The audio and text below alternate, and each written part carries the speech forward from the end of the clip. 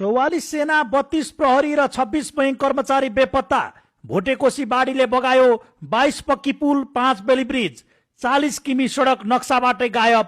प्रभावित क्षेत्रमा उद्धार प्रयास जारी। तिब्बत तर्फबाट रसुवाको भोटेकोशी र त्रिशुली नदीमा आएको प्रलयङ्कारी बाढीका कारण ठूलो मानवीय तथा भौतिक क्षति पुगेको छ। बाढीका कारण लाङटाङ राष्ट्रिय निकुञ्ज र जलविद्युत आयोजनाको सुरक्षार्थ खटिएका 44 जना नेपाली सेना, 32 जना नेपाल प्रहरी र 9 जना सशस्त्र प्रहरी गरी कुल 85 जना सुरक्षाकर्मी सम्पर्कविहीन भएका छन्। सैनिक प्रवक्ता सहायक रथी राजाराम बस्नेतका अनुसार सुरक्षामा खटिएका सैनिकहरूसँग अहिलेसम्म सम्पर्क हुन सकेको छैन।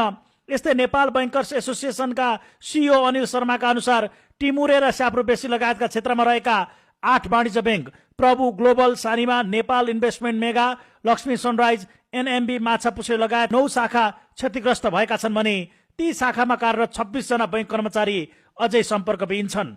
फोन तथा इन्टरनेटका टावरमा क्षति पुगेकाले उद्धार र सम्पर्कमा कठिनाई भइरहेको छ।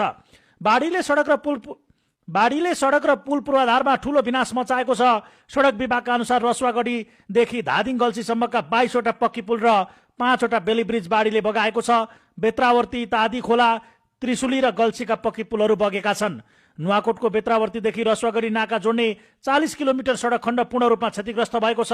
बाढीको उच्च जोखिमका कारण मुङलिङ नारायणगढ सडक खण्ड समेत बन्द गरिएको छ। प्रभावित क्षेत्रमा सुरक्षा निकायहरूले उद्धार प्रयास जारी राखेका छन्।